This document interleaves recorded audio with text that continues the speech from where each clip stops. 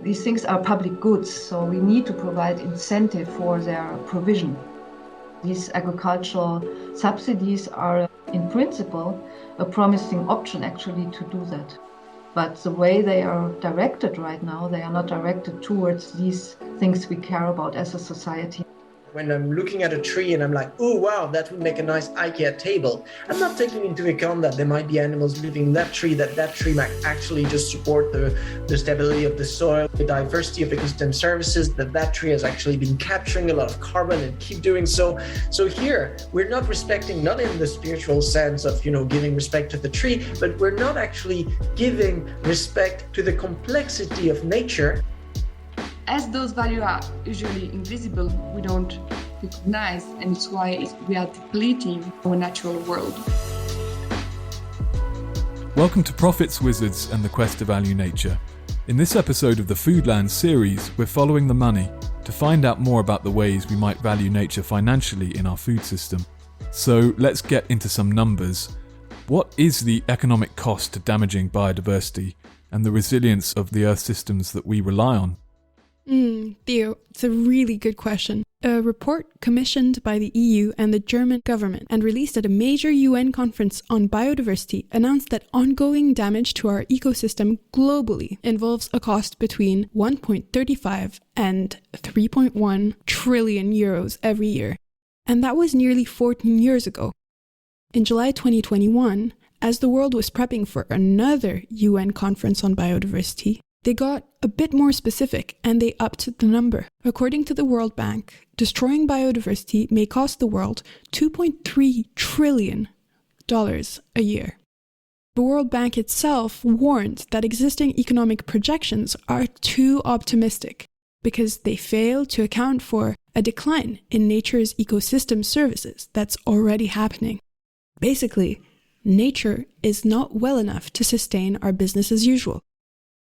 But valuing nature better within our economies is worth a lot by itself too, isn't it? Yes, it's not just all a story of damage. If we value biodiversity better than we do now within economic models, the OECD say globally that ecosystems are probably worth an estimated 125 to 140 trillion US dollars per year. And that's more than 1.5 times the size of the entirety of the globe's GDP. So the costs of inaction on biodiversity and these natural systems are high. A World Bank study recently said that stopping the conversion of natural land to other uses could spur an increase up to $50 billion to $150 billion by the end of the decade. During the last episode, we spoke about the current role agriculture has in impacting these ecosystem services and how, at the moment, according to the UN, still around 90% of agricultural subsidy harms the nature and the ecosystem services that we rely on.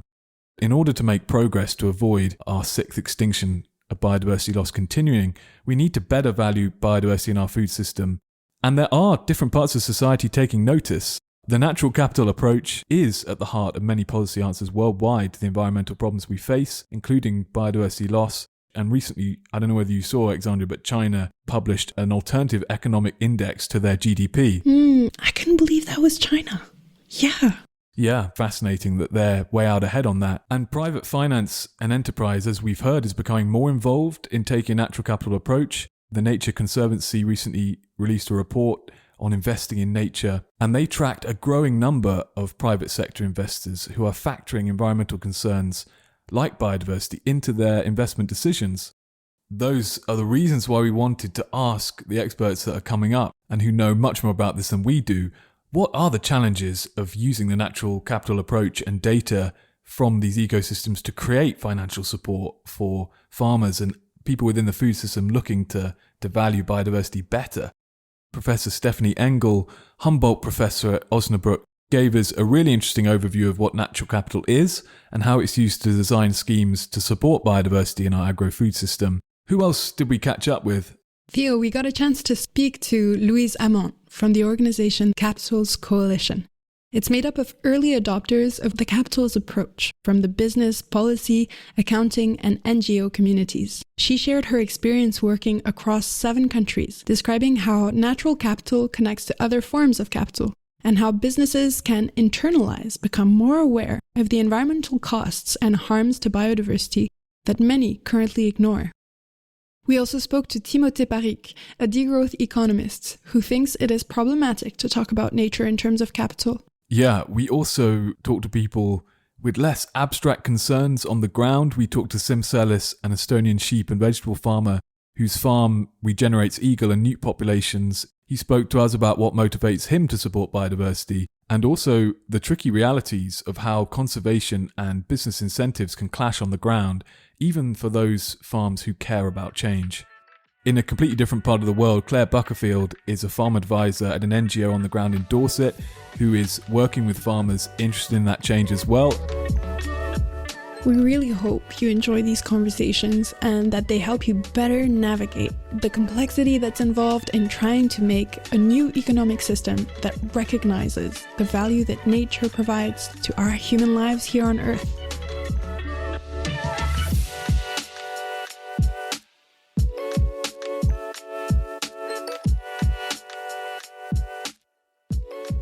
To get us started, you hold a position named after Alexander Humboldt, one of the first to think ecologically and to think about how humans cause climate and environmental impacts.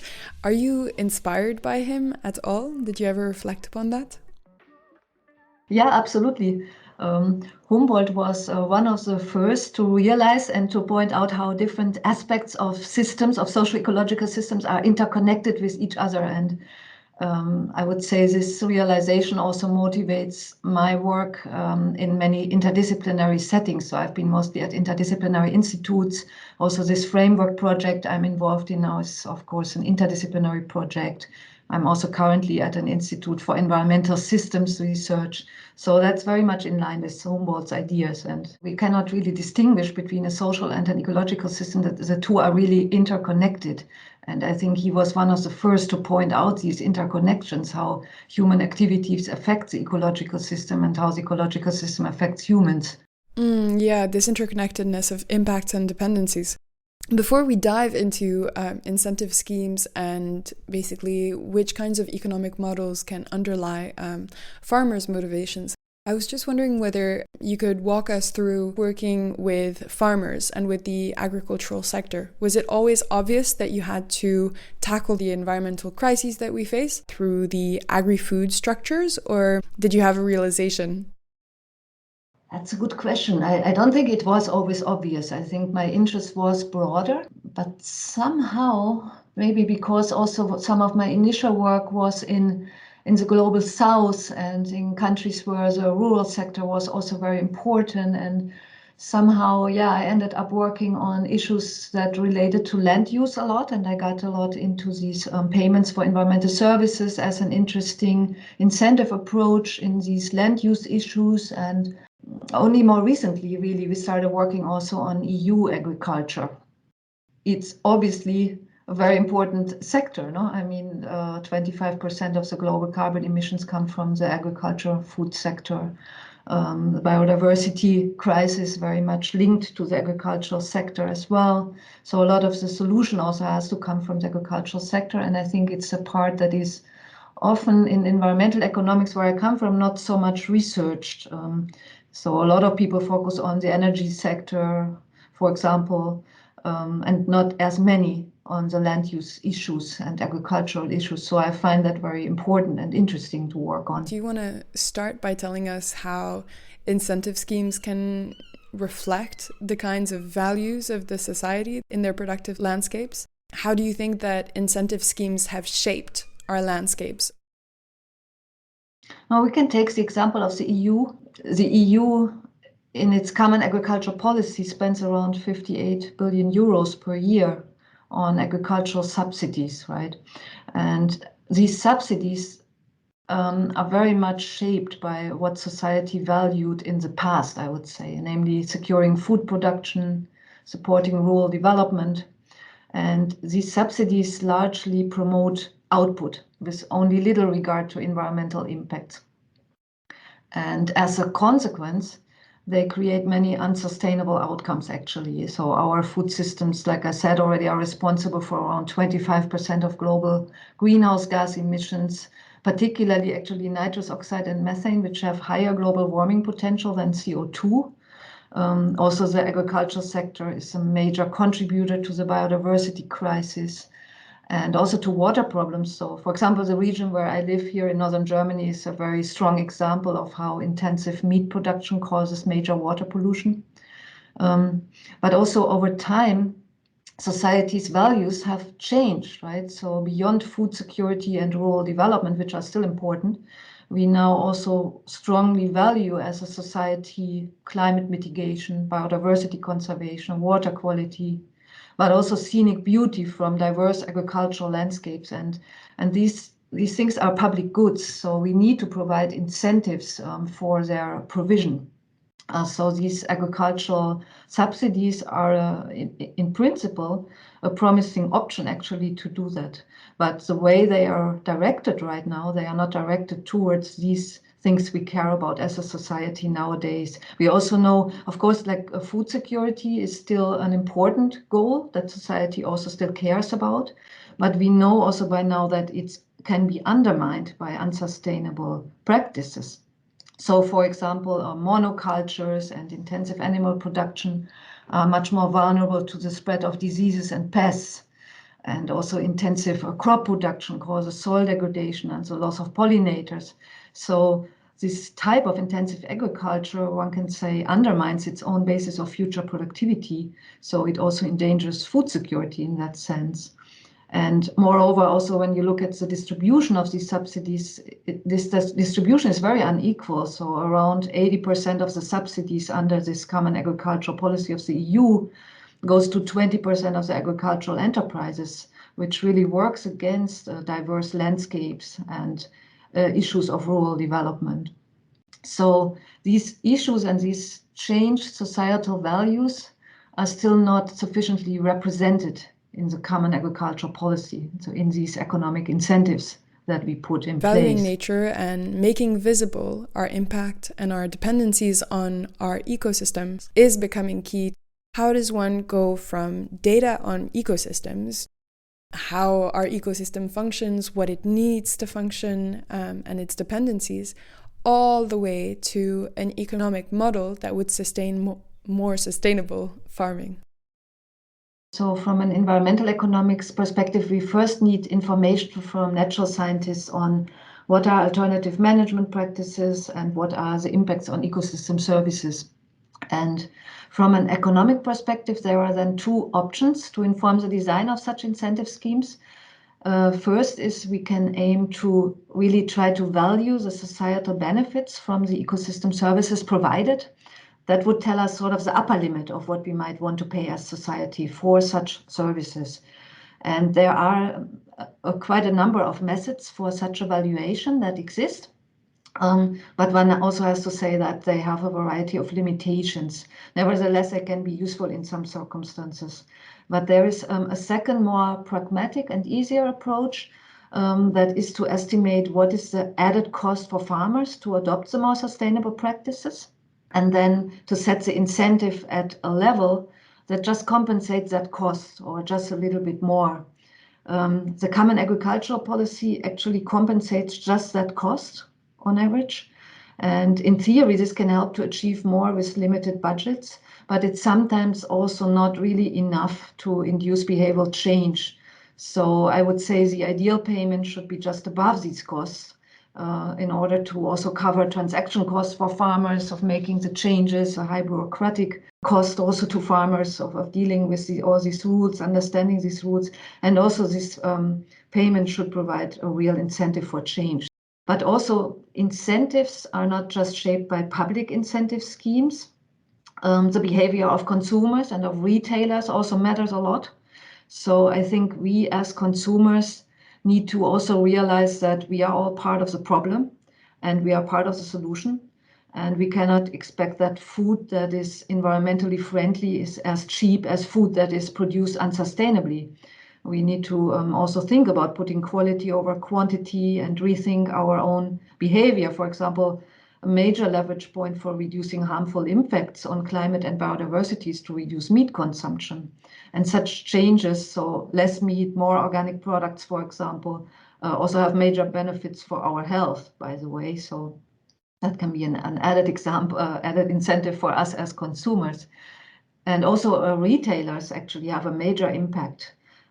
They can put a lot of pressure, price pressure on farmers that works against sustainable practices. On the other hand, they can play a very positive role. For example, in the Netherlands, there is an example of a major retail chain that introduced standards for chicken production and influenced the market in a major positive way by doing that.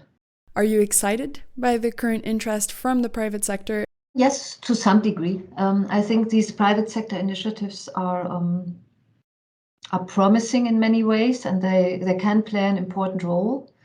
But one needs to distinguish a bit. I think, first of all, I think it's important to have well-designed incentives in order to be effective.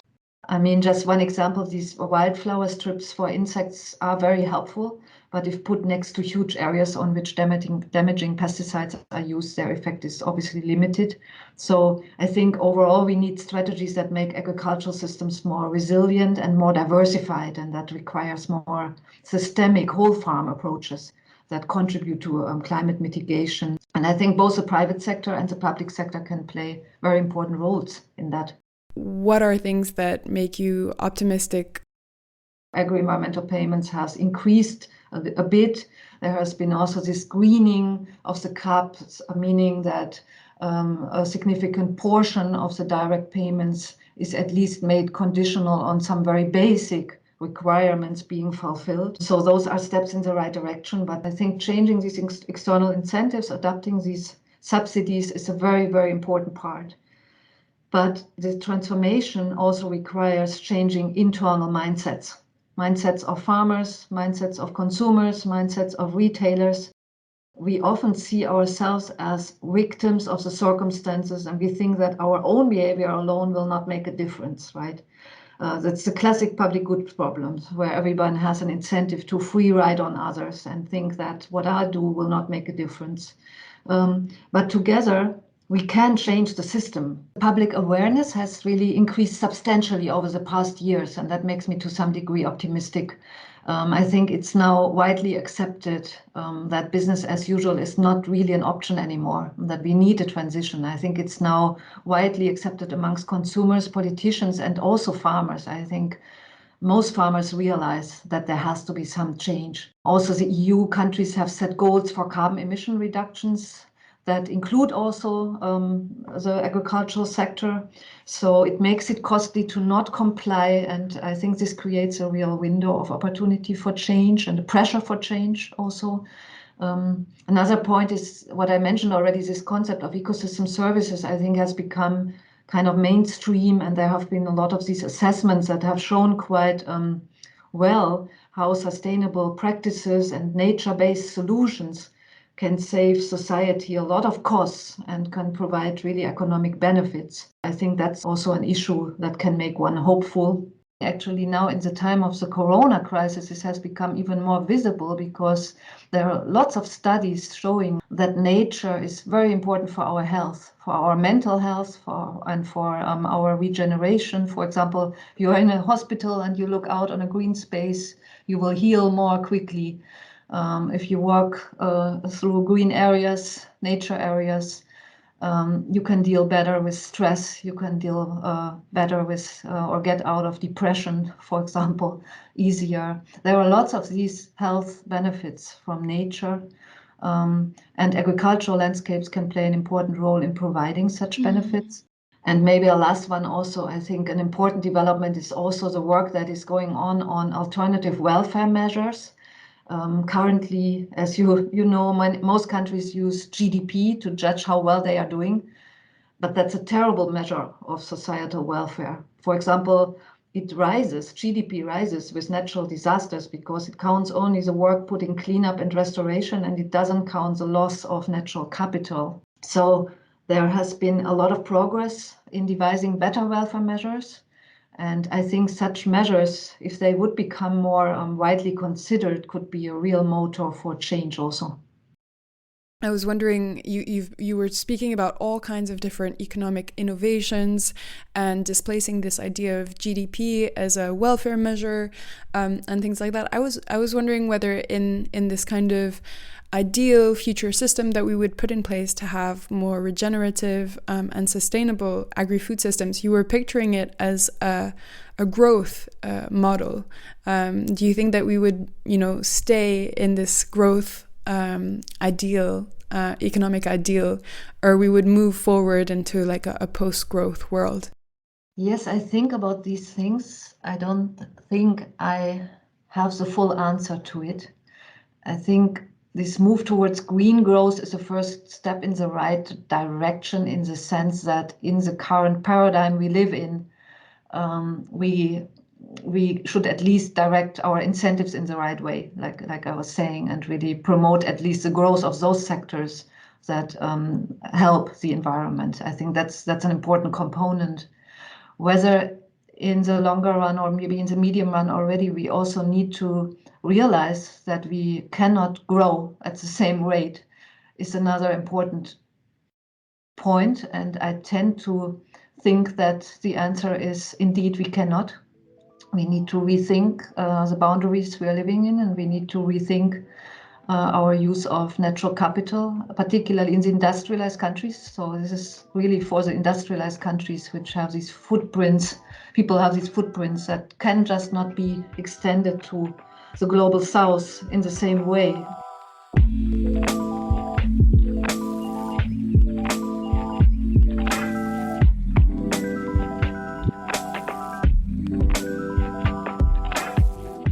Hello, it's a pleasure to be here. I'm thinking of a stupid analogy, but imagine you're a car mechanic. So in the sense of the economist. So I'm a car mechanic that has suddenly realized that I'm stuck into my own garage with my car, spurting gas through its exhaust pipe, and I need to figure out a way of turning it off before I die.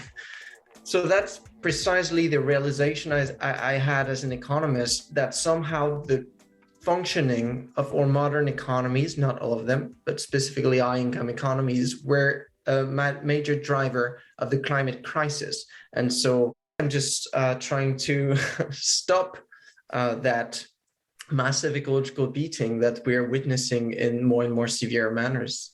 Economics as a discipline has only very late started to be interested about nature.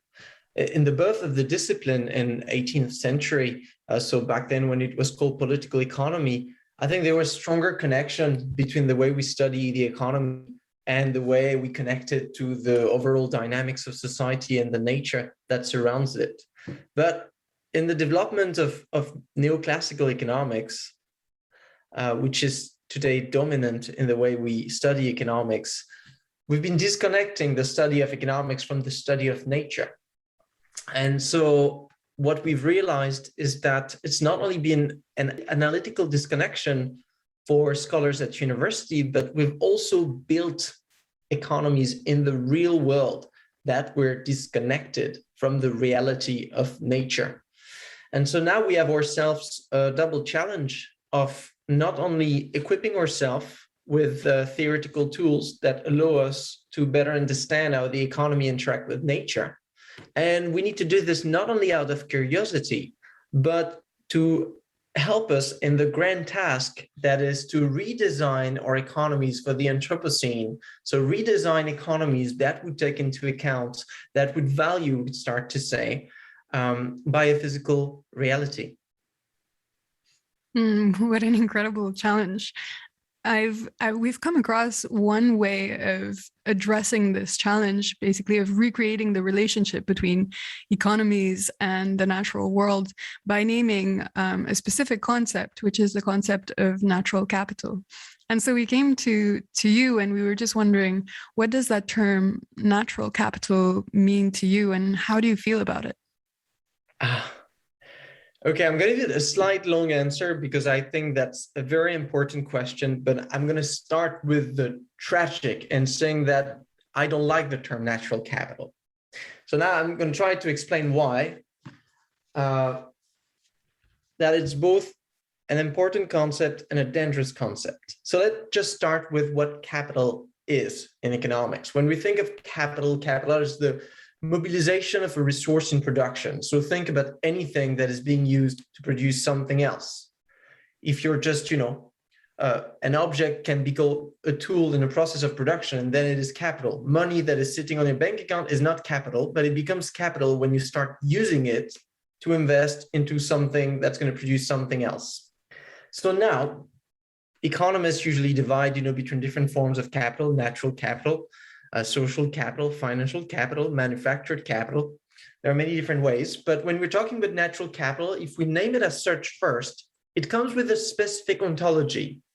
So we could describe that ontology as being extractivist, productivist, perhaps a bit anthropocentric, in the sense of it depicts nature as something that has no value in itself, but that is just waiting to be utilized in the process of production.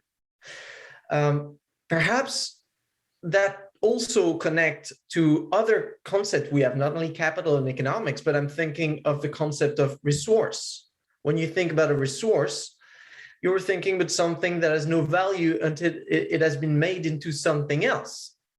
And so the way we depict nature, talking about raw materials in terms of livestock, of ecosystem services, it feels like we're treating the biosphere as an all-you-can-eat buffet, just there, waiting to be there to please and facilitate human processes of production.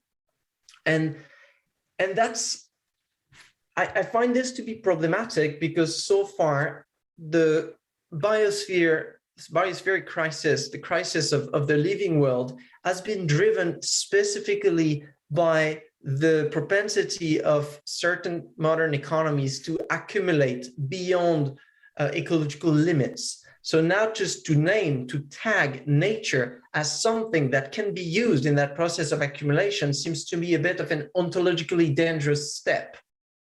And here we've not even talked about, how we're going to handle the value in markets and the laws. We're just at the ontological ground or dealing with a relation with nature.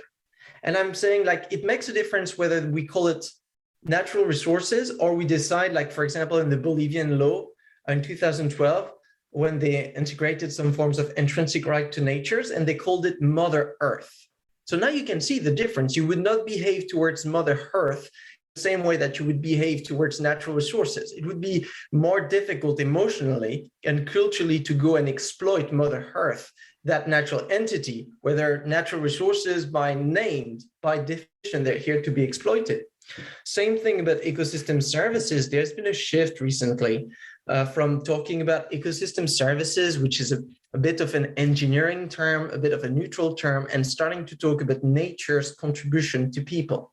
I think the renaming of all these natural assets or natural entities is the first step into better integrating nature into economics. And then when we do this, it happens a very significant shift that we stop talking about ecosystem and resources in this very Cartesian way where nature is depicted as a smooth running machine. And then when the machine gets broken, when you overfish, when you burn a forest, when you change the climate, when you erode the soil, when you pollute rivers, when you overfish, overhunt, whatever you want, then you just have to fix the machine. But if all of a sudden we talk about Mother Earth and natural societies, not ecosystems, but natural societies, I think we realize that burning a forest is more akin to genocide than it is to breaking a clock. And here at the ontological level, I think it matters. It does, and completely, but sometimes we get desperate for that ontological shift and we're just left with what kinds of economic incentives we can provide to the people who are on the ground. And here we're thinking a lot about European farmers. And this is how we end up with concepts like natural capital, because for them to really be able to operate that ontological shift, they need to have some kind of economic support. And I mean, I'm surprised and happy that we're having this conversation about the ontological shift with an economist. Perhaps we can make a division also between the use of the concept of natural capital at the microsphere, so I'm thinking here, at the level of one single farmer, and at the macroeconomic sphere, the way we measure the performance of a country's economy. And here, I think if you're a farmer on the ground and you're being offered this very high financial incentive, saying like, okay, if you completely deplete the fertility of your soil, we'll give you that amount of money. No farmer is going to do this because they're going to realize, well, if you do this, then I'm losing what major factor of production. And, whatever money you give me, I won't be able to farm after this. Well, then here I'm ruling out the hypothesis that the farmer could just take the money and stop farming forever. But what I'm trying to say here is that the microeconomic practice of farming is really embedded into a biophysical reality, which is represented in the link of the farmers to the animals, to the organisms, to the soil, to the resources. And so here, when you organize a farm, I think instinctively, the farmer think in terms of what we call in ecological economics, value pluralism. So now some people call it triple capital accounting as well, where the farmer is always being like, okay, well, this is the money bit, this is what I get when I sell, this is, the price of the seeds and everything. There's some social capital, this is, the relation I've got to the people that help me in the process of production, this is the relation I've got to my customers, and natural capital. This is, well, the health of my soil, and this is, the weather that comes to me.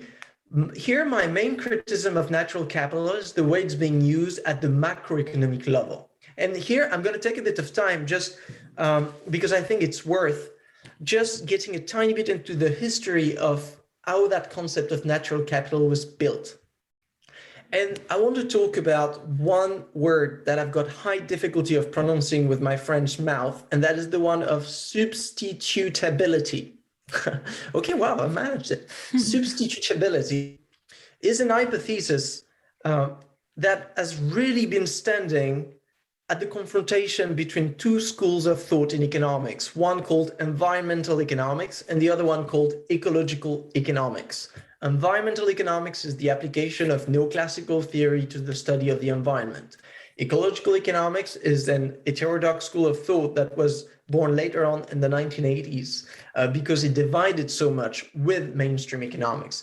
And here they all have two different opinions about substitutability, which is the ability of substitute one type of capital for another. In neoclassical economics, they have what we call weak sustainability, which means that in a neoclassical production function with several factors of production, one can be machines, the other one can be labor power, the other one can be nature. It's grouped into two. One is labor and the other one is capital. And so in this capital, you find natural capital, you find machine, you find social capital, but they're all by design substitutable. And one of the first economists that really talked about that substitutability was Robert Solow. And I've got a quote for you from the 1970s where he said, quote, "If it is very easy to substitute other factors for natural resources, the world can, in effect, get along without natural resources." End of quote. So now, this represents reality as depicted in a neoclassical economic model, where if you cut down all the wood in your forest, or if you completely deplete your soil, it's fine if you have generated enough money somehow for the equivalent value of that thing you've lost. Another economist proposed like a rule, which now we refer to as the Hartwig rule, which is to say like it's completely okay to deplete the natural resource, but you just need to invest all the profits into something else. Like, the building of machine, and then it is fine. So that is weak sustainability. And if you follow these models, you cannot infinite growth and infinite accumulation, because every single time you run out of one type of capital, let's say no more fossil fuels, no more fish, no more forest, no more climate space, no more, ocean stability, because every single time you've created some money. So somehow you've transferred natural capital into monetary financial capital. But there's been a contending perspective, which is the one of Herman Daly, the American economist, one of the founding fathers of ecological economics, who's talked about strong sustainability. So he completely disagreed with that substitutability and proposed what he called complementarity, saying that different factors of production are fundamentally complementary. And here I've got a quote for you that I quite like when you say, quote, "One cannot build the same wooden house without the timber, no matter how many saws and carpenters some tries to substitute," end of quote, from a text in the 90s. Here we come back to the situation of our farmers. A farmer knows that, if you don't have soil fertility, you can have as many tractors as you want. You won't be able to grow anything.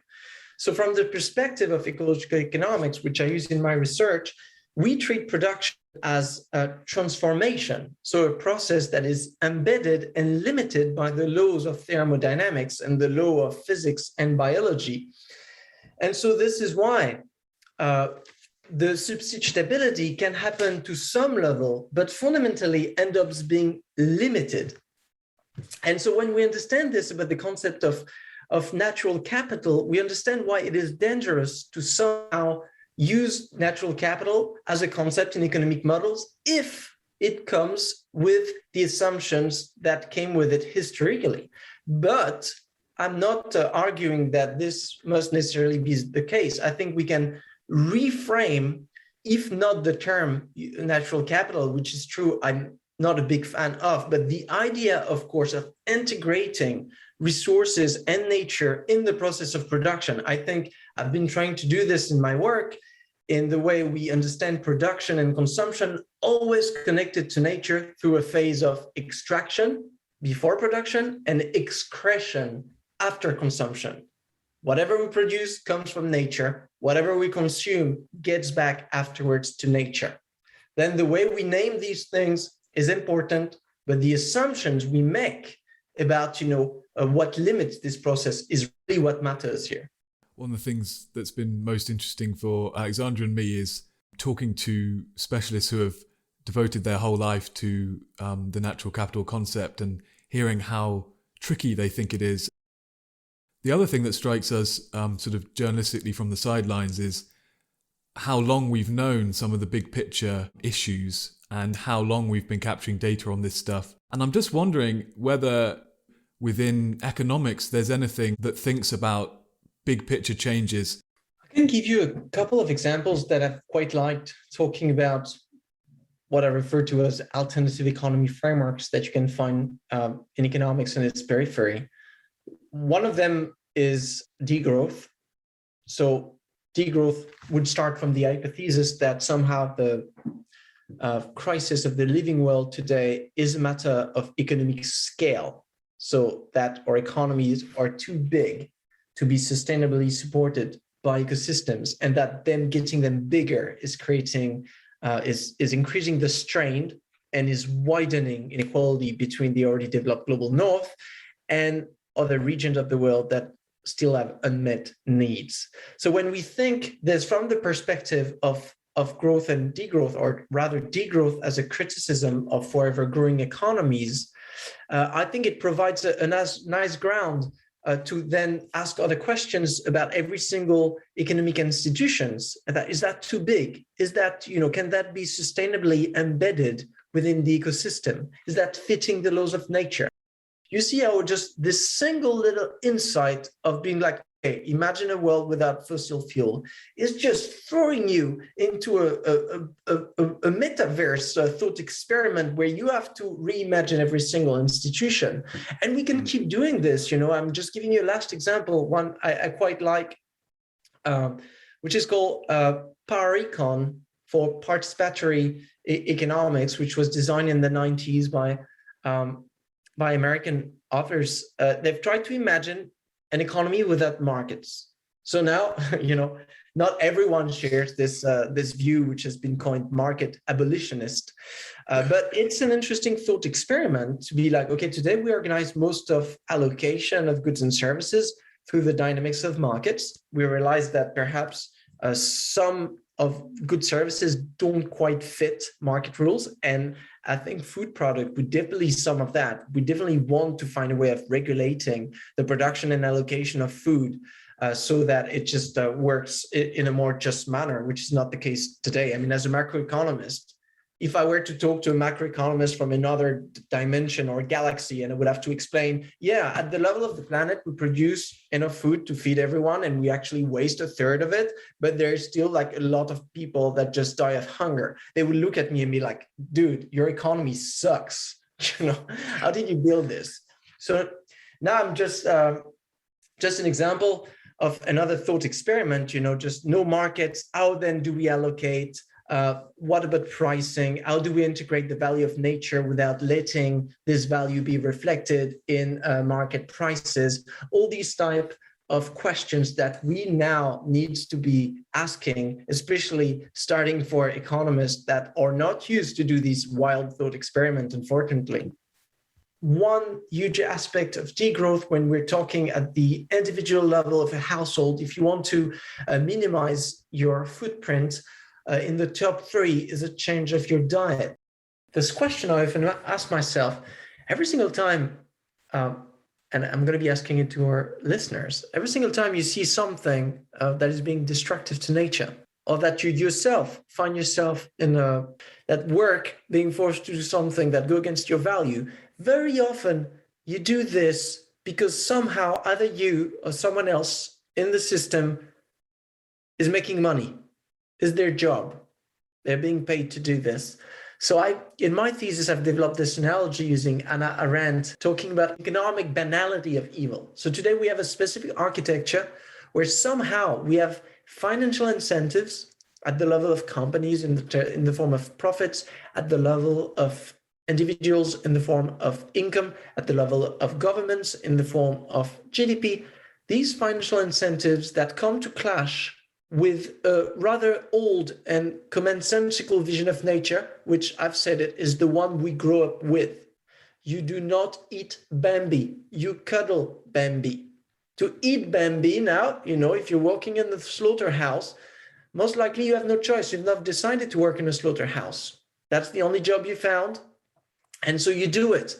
Now we know from sociological report that nobody enjoys working in a slaughterhouse. They're all being forced to somehow do this, but they do it because they need a job. And, if they don't take that job, someone else will. So here's the dynamics of the economic banality of evil. Somehow through our economic architecture, we managed to do something truly atrocious to nature that no one would have done on their own. So now I'm thinking this is both a bad news and a great news. This is a bad news because, it means we have created a structural machine for exploitation, which is quite terrible. But it is good news because it means it has nothing to do with human nature. It has nothing to do with genetic. It's something that has been socially constructed, and so therefore that can be socially deconstructed. We can recreate another economic architecture that do precisely the opposite, where there is a healthy balance between financial incentives that just play their roles on markets and social incentives and moral incentives, and they all coexist. I'm interested in your Bambi and your sort of concept of nature ideas, and I just wonder, a lot of the worst excesses of capitalism, it seems to me, from like a journalistic perspective, often come from people saying, well, this is how nature is, it's tooth and claw, it's give and take, it's output, input, this is what Mother Nature is like. And I'm just interested in what your view of the risks and benefits of kind of making analogies between the functioning of nature and economics are. Do you have any thoughts on that? I've been quite inspired over the years studying economics, reading authors in anthropology like Marshall Sahlins, studying pre-modern communities, often in island people or South American tribes, and the way the relation they had with nature. And here we don't find this division we had in Western history about society being pitted against nature and man having to survive among all the dangers, and every single thing in nature is here to eat you. Now, I'm thinking of the philosophy, the cosmology of Buen Vivir, in South America that sees, humans as part of that natural ecosystem. So tribes that consider themselves part of the forest, there is no division between nature and between culture. They are just, both embedded within each other. And that involves, relation of care and relation of predation sometimes, but it's always a balance. This is what we've lost, I think, here in with modernity in general, and most definitely on the economic side with capitalism, is we've lost the ability to set boundaries in the way we treat nature. And the way we've been able to do this is by rendering nature abstract and by quantifying nature. So this is the first step of that process of, in economics, we call it commoditization. You turn something into a commodity that can be traded on a market. And to be able to do this, you need to abstract it. You need to turn it into an object. I cannot trade you on the market because you're a person, but I could trade you if I transform you into a list of organs, into a specific number of, blood or something, or if I turn you into a specific numbers of hours of work. So you see, I'm abstracting you to turn you into something that can be traded.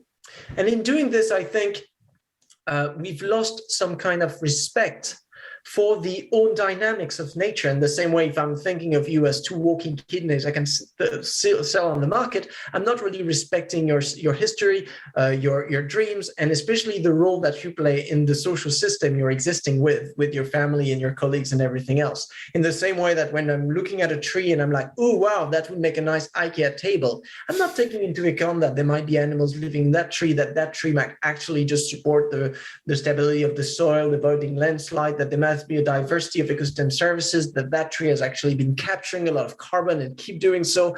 So here, we're not respecting, not in the spiritual sense of, giving respect to the tree, but we're not actually giving respect to the complexity of nature, and that where it becomes very economics related to all the processes of production that nature performs. Climate regulation through, for example, the absorption of carbon by trees. I mean, that's a production in itself. They are busy all day long, these little trees, producing a vital service. And we look at them and we're like, oh, that's only worth an IKEA table. I think it's a severe underpricing. And here, maybe we go full loop and we reconnect to what we connected with, which is the notion of how do we value nature. And here, in order to do this, we need to understand first that there's a difference between valuing nature and pricing nature. So, for example, when Bolivia, Ecuador, Mexico City, give an intrinsic right to nature in their constitutions, they are valuing nature. They're not pricing it. They're saying, that river, that mountain, that forest now is considered a subject. If there's a deterioration with it, this is not property law. This will be a criminal problem. And in doing this, same way when you create, UNESCO heritage site, you're valuing, that's a way we have socially to value nature by protecting it like this, but we're not giving it a price. And for other forms of nature, we can, value the rarity of certain animals by giving it quotas, hunting quotas, like they do to limit, to have a fair management of animals. Here we're not pricing. It's also another way of allocating through quota and rationing, and perhaps that can sometimes be more adapted than just putting a price on mountain goats and just hoping that the market somehow will price them so high that people will not kill all the mountain goats so that they cannot reproduce. So here my point is that let's value nature. Yes, let's do it, but let's not give the task to economists that only believe that only what has a price has value.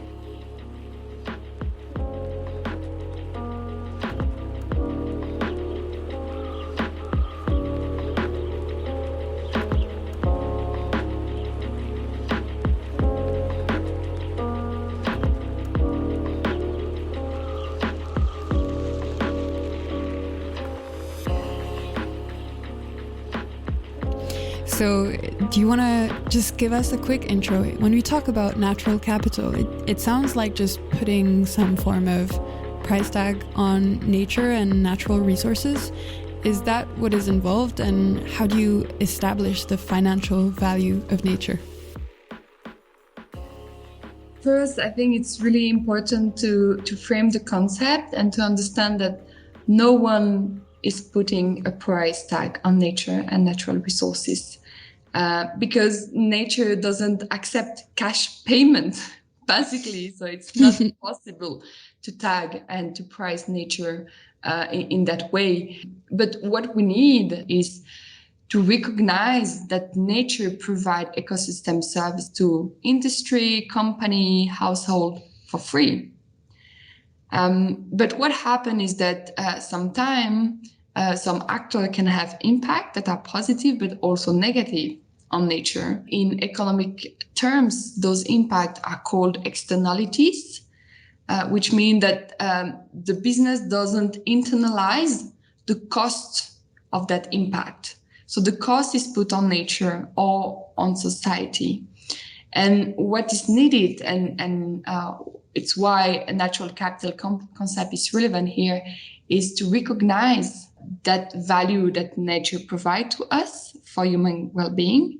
It can be a provision of food, water, regulation services as climate regulation or temperature regulation, cultural services as having park or a green area to go, and so on.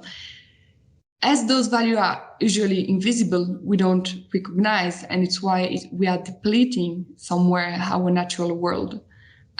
When we start to have framework to measure those impact and dependency and to make that value visible in business performance, in reporting, in accounting, then it's easier to recognize nature value and to make sure that we are maintaining or restoring natural capital and not depleting it. So that's all about our work in Capitals Coalition to show the differences between putting a price tag and just recognizing the value of nature. You work on a lot of these natural capital projects all over the world on projects related to the agri-food industry, but you're initially from Europe. Do you ever think that would be possible to apply the same mindset to the whole European agri-food sector? Yes, there is many ways, and there is already some front runner doing that. They do what we call integrated profit and loss account. So they exactly look through the natural capital, but also the other capital. So what we call the social and human capital, and look where they are doing some profit, or where they are doing some, or where they have some loss, but not only on financial term, but on those form of capitals. Who are other form of assets. That's really interesting to see how it improves decision making. We see also the One Planet for Business Biodiversity, which is a coalition of big agri-food companies in Europe, but also worldwide, that use also our framing to plan a transition to regenerative agriculture. So I think that's great to see how it can be applied. I think they are led by Nestlé, but they have like Danone, for example. They are supported by the World Business Council, with who we work closely too, and many other big corporations. And what's really interesting about the Capitals Coalition is that it's really not just about natural capital, right? You're using the concept of capital, but really it includes natural capital, human capital, social capital, and also produced capital. Do you want to walk us through why these different facets are important and how you work with all of them simultaneously? First, natural capital for us is really the stock of renewable and non-renewable natural resources. Then we have what we call the social capital, networks together with shared norm, value and understanding that facilitate cooperation within and among groups. Without social capital, we won't be able to work together. Then there is the human capital, which is the knowledge, the skill, the competency and attribute embodied in individuals that contribute to improved performance and well-being. So, for example, dimension of human capital is health of the employee or working condition, or living wage, for example, and how we can frame better well-being for those people. And then we have the produced capital, which is basically the economy as we understand it, the human-made good and financial asset that are used to produce goods and services consumed by society. Usually, the financial system, economic system understand what is produced capital, but doesn't understand very well the natural capital and social and human capital pieces. It's important for company to understand the impact on all, because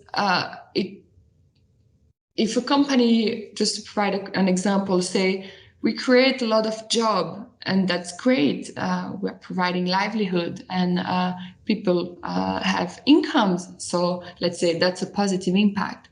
But if that at the same time they are having more greenhouse gas emission, we don't define that exactly as successful, because there is trade-off between those capitals. So for us, it's really important to look in an integrated manner to those capitals, so the business can make decision. For example, if they choose to have a new product or to expand to a new country, they can make assessments, scenarios, and choose the one who will deliver the greatest value across the capital without or minimizing the trade-off between them.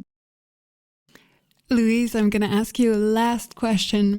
And this one is a cheeky one, but it's because the rest of our episode is going to be addressing these questions. Do you think that in this future world where people and nature are equally accounted for with produced capital by the businesses, the financial institutions, and the governments, do you think that in that world there will still be GDP growth? That's a very good question. Maybe, but it will probably not be the only measure of success. And maybe it will be a measure of GDP, but maybe it won't be growth. For example, we just had a session with China, which is quite advanced, more than we thought, on those natural capital accounting. And they have the gross ecosystem product. And they take that as an alternative and a complementary, I would say, measure of success. They call it gross ecosystem. Gross ecosystem product. Wow. We have the DHI, the Development Human Index, but we don't have a measure standardized around the world for the health of our natural world. And natural capital accounting somewhere is coming for that. And the way Chinese adopt it is through that gross ecosystem product. And this is part of the application of the new framework from the United Nations office that I mentioned earlier. Which itself is based on the capital's approach. Exactly. Yeah. Mainly on natural capital for now, but they are opening their mind more and more to social and human capital. And the World Bank is looking to that.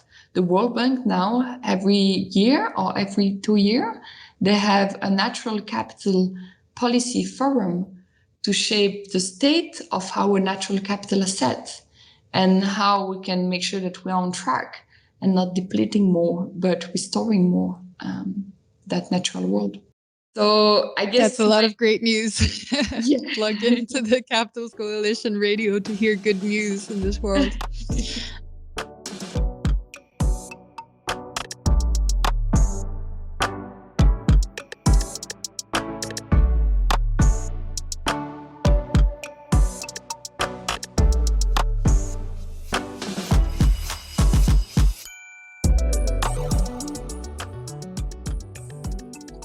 There were a lot of different species compared to the later situation where there was just maybe 5 species. And now there's this aim to get as much as possible of this old semi-natural grasslands, get them back to the state where they were. Some of these grasslands, they were last plowed in end of Soviet time and are then then they have been left alone. Just the grass has been cut and hay collected or grazed or whatever. So their diversity is slowly increasing again. The natural species are coming back. There's still seeds in the soil that are emerging again. But in order to increase this biodiversity, usually the grass has to be cut not too early in summer, because then the natural plants can flower and seed properly. Cultivated species, they are normally selected as fast growing as possible, and that they could be cut for hay or silage as early as possible, so that there's also room for second and maybe third cut. But of course, if you wait for all of these plants to flower, the natural plants, the quality of the feed you get from this field is much lower than if you cut your hay earlier. It would be a logical thing to cut early if you want to get good feed. But on this semi-natural grasslands, there's a date being set that you can't cut before, I think for us it was July 7th maybe, or July 5th. You can't cut before that if you want to get this subsidy. And that's what my father didn't understand at first. Was it your mom, or is it the subsidy that convinced him? As he is a conservationist by himself, he trusted them. So there wasn't much convincing, just explaining. I mean, he's correct too. There is no point to cut this hay so late if you want to get good feed. So there has to be a way to overcome this problem. Like if you want to get good animals, like according to modern standards, you need to give them good feed. It's impossible to cut all your hay on 5th of July and hope that you get really good livestock. So there has to be somewhere there has to be a piece of land that is cultivated and that gives better yields, I think. Maybe that's where the hope is, that this practice spreads enough for there to be like a little bit more of a middle way, that it becomes less radical. Well, there are small improvements happening. I see that some people are willing to pay more for the meat that is coming from the semi-natural grassland, but it's still like such a small percentage. Basically, for farmers, there are some crazy people in the city who are willing to pay more. I was gonna wonder whether you guys have neighbors that are also farmers and how you guys relate to each other. Do they kind of agree on biodiversity? How does your perspective compare to theirs? I think there are different opinions. All of our neighbors that are farmers, they are crops growers, and they are they have some part maybe organic because of the higher subsidies, because of the land is too bad, they can't get any good yields anyway, so they rather make it organic to get more subsidies, basically. So that's where I see that if you pay people to be more environmentally friendly, they are happy to follow. Without paying, I truly can't see like them being very happy about doing something for environment. If it's a small thing that doesn't cost anything, then okay, yeah, of course, they are not opposed, I guess. But if it costs their time or even more money, then it's hard to win them on this side. How are these neighboring farmers looking at you and your family's farm? We're kind of customers. We don't have big machinery ourselves, so sometimes if we need something, then we just call them to do the work for us and pay for it. And the other thing is it's like kind of quite small community here. Everybody knows everybody. They have been schoolmates, classmates, and of course people are different. But normally there's not much tension here. Everybody can do what they want. I would say we have one neighbor that is just farming for subsidy, no yield at all. Like he's just. Once I was cutting hay for me, and I didn't understand where is the border between our land and his land was, I guess, barley field. But if you see, if I look at it, I don't understand where is the hay ending and barley beginning. But they just put some barley seeds on the ground, for example, and something grows. And if they are lucky and control doesn't show up, they just get a subsidy. And I think the real farmers around here, they see these people more as a joke than they think of us, because we are still producing.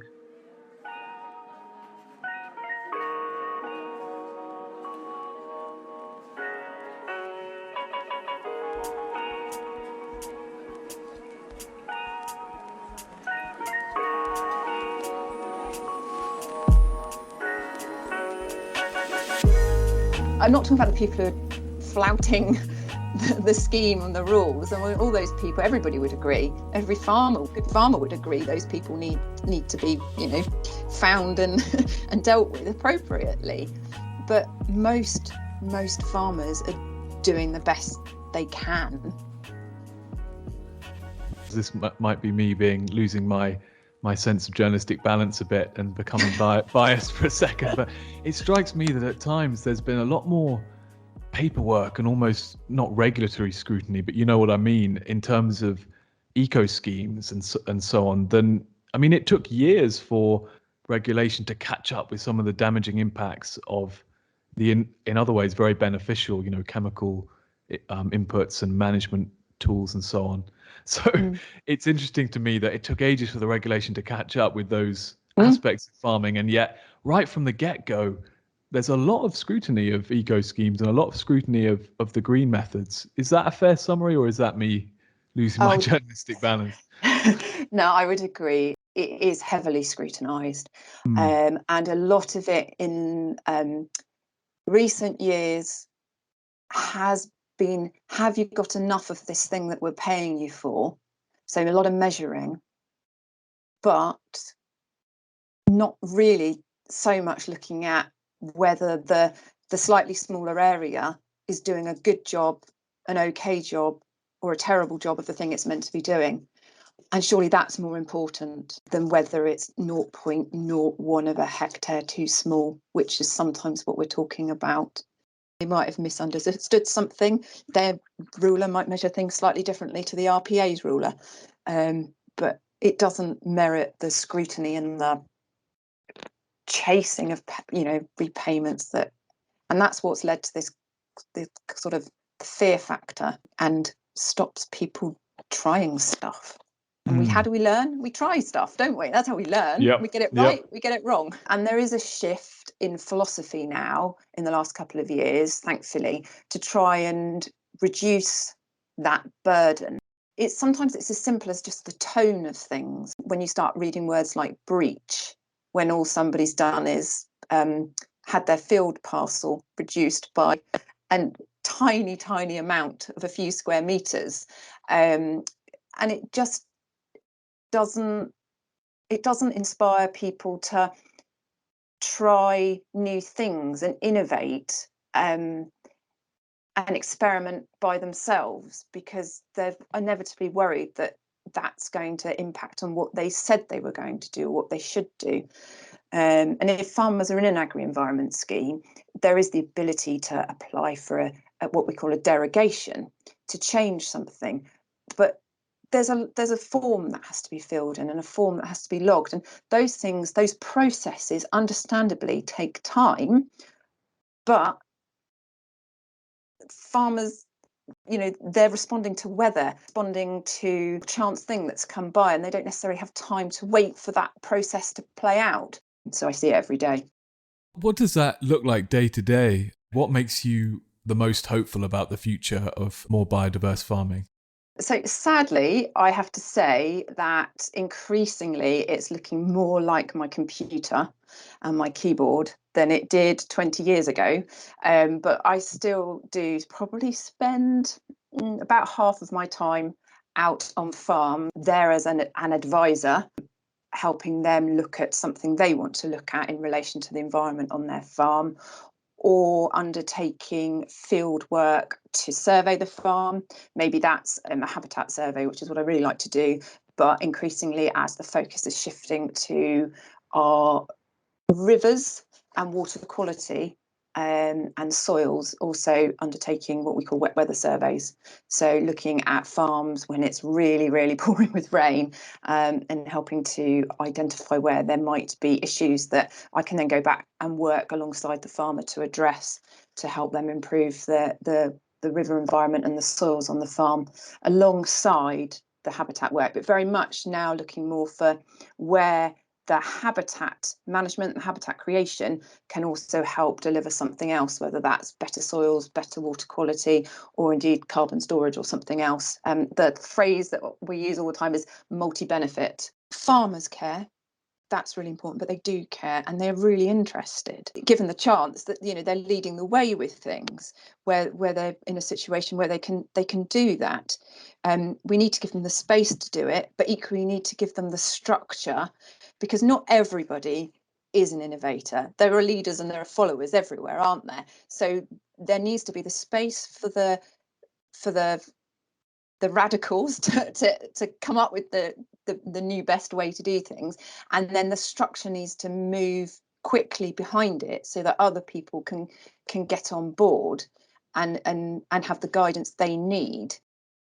The new environmental land management scheme, I think, has certainly got some elements to it that can help with a lot of what we've talked about, but it mustn't get bogged down in paperwork and form filling, and it mustn't be so rigid that it puts people off. And there's a danger of that, I think. Thinking of paperwork, we've been talking to some people who are coming at this from more of the data end. What happens to the data that you generate? Does that eventually become accessible to the farmer or to farmers? Where does all that data sort of flow into? So it very much depends on what we're sort of doing it for at that time. But yeah, it's something that I'm very conscious of. A criticism that's been levelled at people doing jobs similar to me in the past is, you come here, you have a look, and then I don't know what you found. So I'm always very conscious of trying to feed it back to the farmer, either specific to their farm or the outcome of the survey, if we're actually looking at a wider scale. And then that data itself might end up going to the local record centre, the Dorset Environmental Record Centre, through something called Living Record, or to, if it's a project, whoever's collaborating that data for the project. Do you feel there's enough support for people in roles like yours? I've been talking to some people who are saying that there's more private finance available, schemes are changing.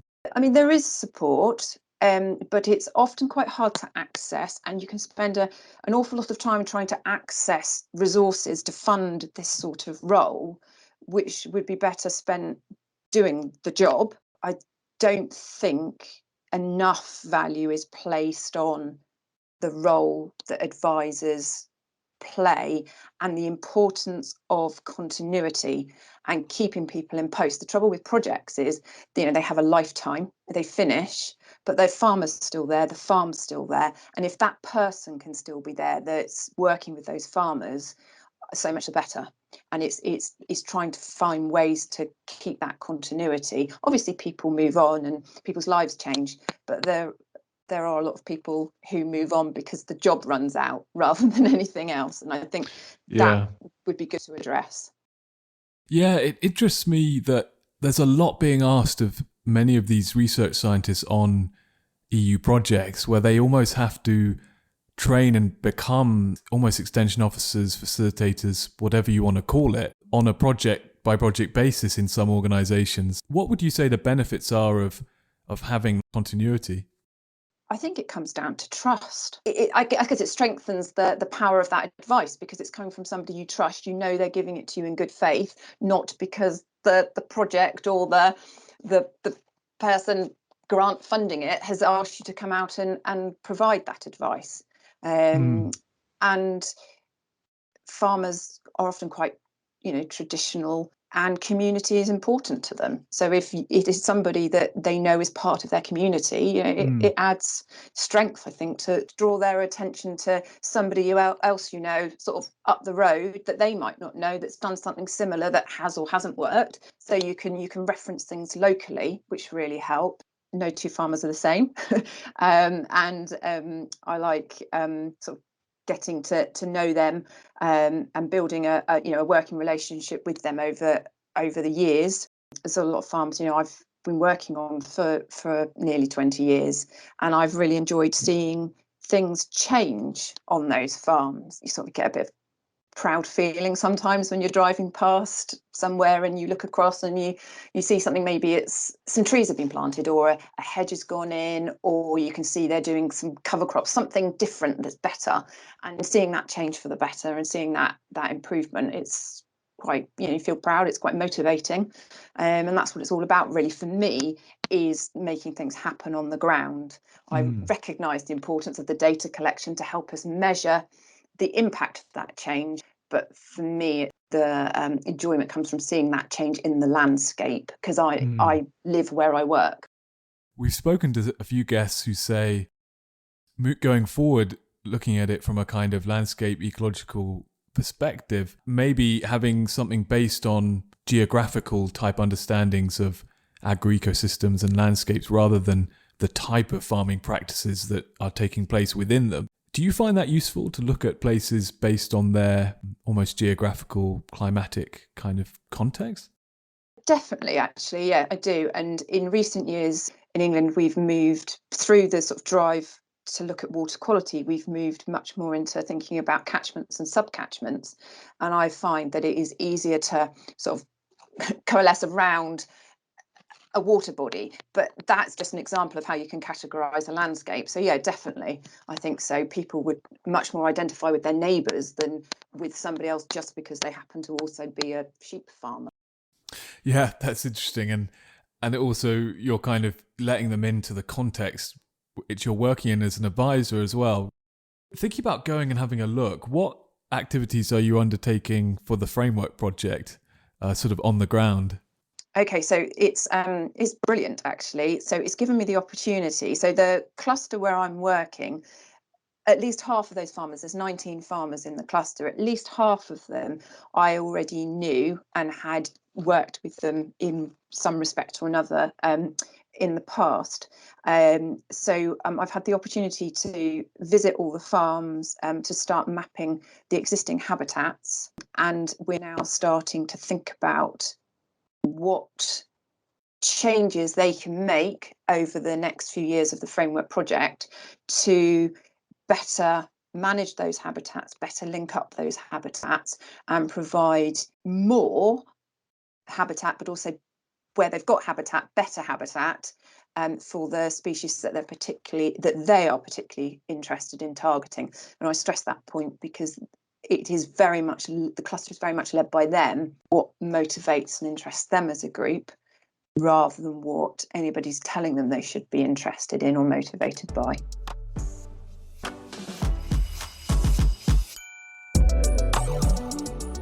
The presenting sponsor of the Foodland season is the Framework Project, an EU-funded project helping localities to value biodiversity in our food system.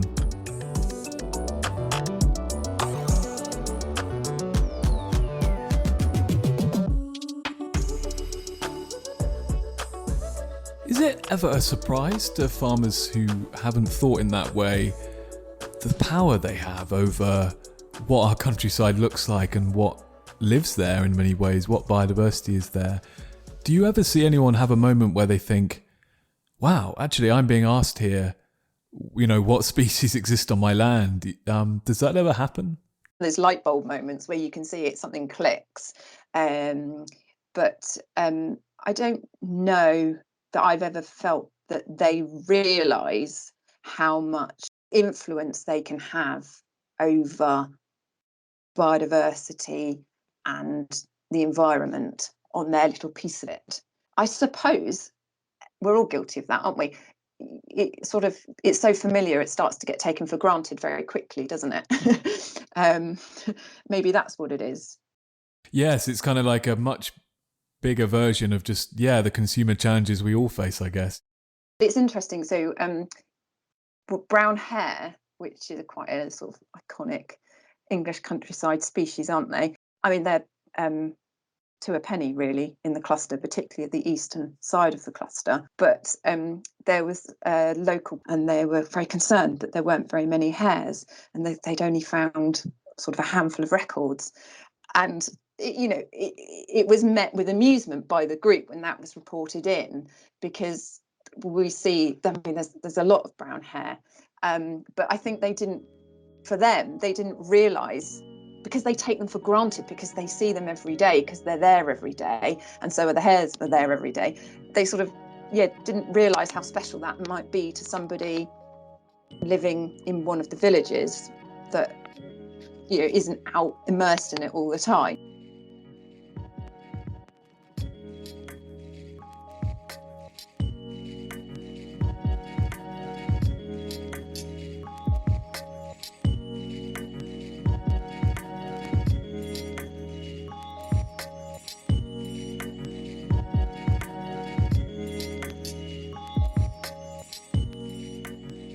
What was your feeling as to where our guests' ideas this week ended up on the Profit Wizard spectrum? Where would you put some of their contributions and some of their comments? Would you say Stephanie was sort of in the middle of the Profit Wizard spectrum? She seemed to be really excited and energized, having worked in this area for a long time and being, internationally regarded in it, as to the potential of innovative designs of financial schemes. But at the same time, probably for the same reason, she was also wanting to talk about the complexity of it. So would you say she was somewhere in the middle?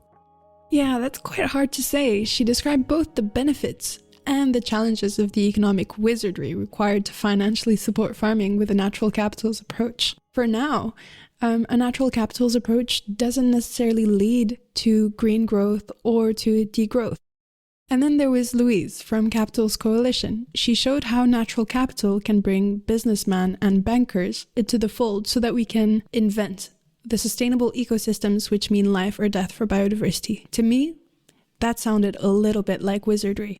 The natural capitals system, if really integrally applied to our economic systems, could be a form of solution. It could be like a economic engineering of our society. Then we had Tim Parikh, who is almost the opposite. He's an economist, and yet he was almost our loudest prophet. What did you think about Tim's perspective there? Yeah, it was quite unusual to hear it from an economist. I mean, maybe it's just us stereotyping, but I just didn't think that an economist would ever tell us that economics has a role in valuing nature as a gift, or even thinking about nature as a fellow living being. Maybe his ultimate point was that the natural capitals approach could end up recreating a system where everyone just wants to capitalize on nature. It was really interesting to delve into that word capital with him. Yeah, I think it was really interesting. It became quite clear, listening to Louise and others talk about the different ways we can value nature financially, that doing that unavoidably connects us into culture, into politics, into everything else. It's unavoidable, really, when money is involved. And in the next episode, we're going to explore those other ways of valuing nature. And we've got some great conversations coming down the track with a historian of culture and spirituality, a legal expert, an organic farmer, all sorts of perspectives from all around the world and all sides of these questions. As always, dear listeners, if you're interested in finding out more about these questions or the work of our guests, please check out the show notes for links and resources. Thank you so much for being with us. Until next time.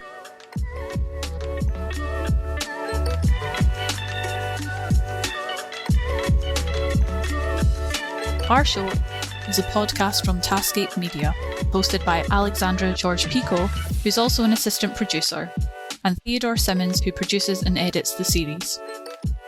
The production assistant is me, Beatrix Keeler. Alistair Simmons is our executive producer.